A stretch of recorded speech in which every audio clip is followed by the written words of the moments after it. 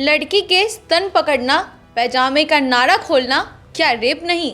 महिलाओं की गरिमा तय करने का हाई कोर्ट का ये कौन सा पैमाना? सुप्रीम कोर्ट ने इलाहाबाद हाई कोर्ट के उस फैसले को पूरी तरह से रद्द कर दिया है जिसमें नाबालिग लड़की के स्तन पकड़ने, पैजामा की डोरी तोड़ने और उसे पुलिया के नीचे घसीटने की कोशिश को बलात्कार का प्रयास नहीं बल्कि केवल तैयारी माना गया था। चीफ जस्टिस सूर्यकांत की अध्यक्षता वाली 3 जजों की बेंच ने 10 फरवरी 2026 को दिए आदेश में हाई कोर्ट के 17 मार्च 2025 के फैसले को स्पष्ट रूप से गलत और आपराधिक न्याय के सिद्धांतों के विरुद्ध करार दिया है।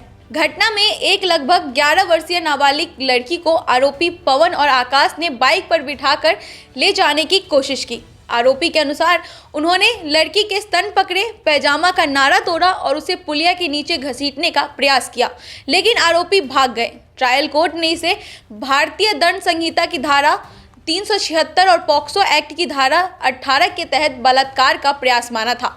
इलाहाबाद हाई कोर्ट ने इन गंभीर आरोपों को हटा दिया और कहा था कि ये कृत्य बलात्कार की तैयारी है, प्रयास नहीं, क्योंकि अपराध पूरा नहीं हो सका। हाईकोर्ट ने इसे धारा 354B महिला को निर्वस्त्र करने की मंशा से हमला और पॉक्सो की अन्य धाराओं के तहत देखा। सुप्रीम कोर्ट ने स्वतः संज्ञान लेकर मामले में हस्तक्षेप किया। बेंच ने स्पष्ट किया कि स्तन पकड़ना, नाड़ा खींचना, तोड़ना और घसीटने की कोशिश पूर्व नियोजित मंशा के साथ बलात्कार के प्रयास के चरण में आते हैं। कोर्ट ने कहा कि हाई कोर्ट की व्याख्या गलत थी और ऐसे मामलों में पीड़ित केंद्र दृष्टिकोण अपनाना जरूरी है। सुप्रीम कोर्ट ने यौन अपराधों से जुड़े मामलों में जजों के लिए संवेदनशीलता दिशा निर्देश तैयार करने का भी निर्देश दिया ताकि भविष्य में ऐसी असंवेदनशीलता व्याख्या न हो।